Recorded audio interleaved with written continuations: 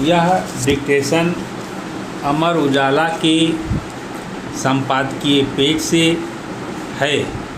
यदि यह आपको अच्छा लगे तो लाइक, सब्सक्राइब और शेयर अवश्य करें।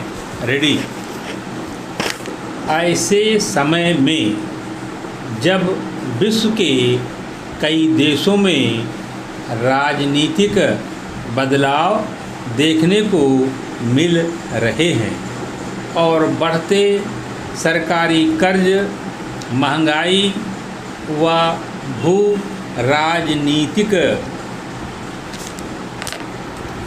राजनीतिक तनाव से पूरी दुनिया अनिश्चितता छाई हुई है।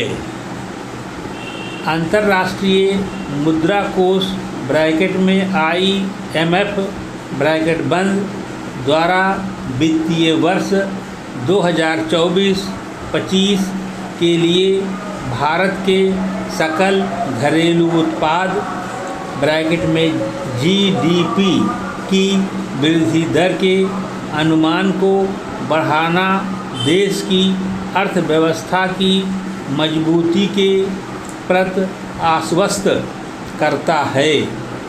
बीते अप्रैल में IMF ने भारत की विकास दर के 6.8% रहने की बात की थी, लेकिन अब उसका यह कहना कि अगले वर्ष यानी 2025 में भारतीय अर्थव्यवस्था 7% की दर से बढ़ सकती है, वाकई उत्साहजनक है।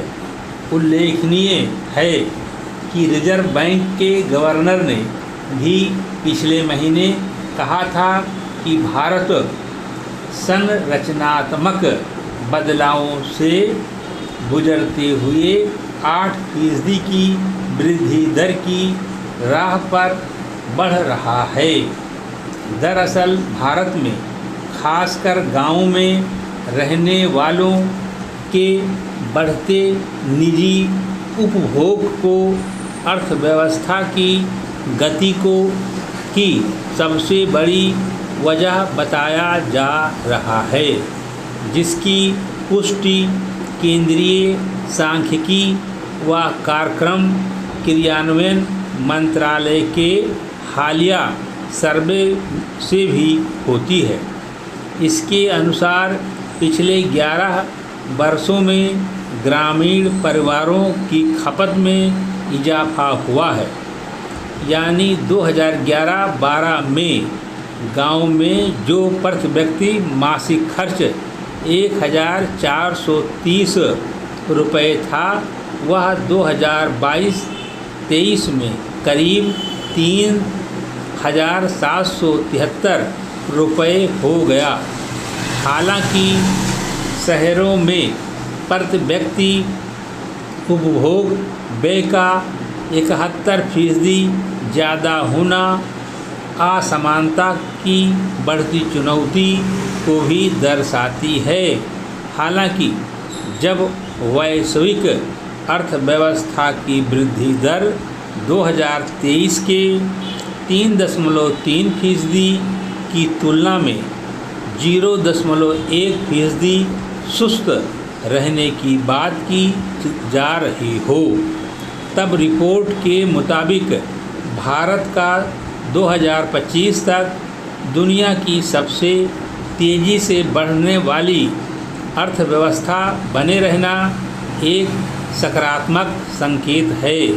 लिहाजा इसमें कतई संदेह नहीं होना चाहिए कि IMF की रिपोर्ट भारत की आर्थिक नीतियों और सुधारों की दिशा को मान्यता तो देती ही है, यह सरकार द्वारा उठाए गए सुधारात्मक कदमों व उनकी प्रभावशीलता का भी प्रमाण है।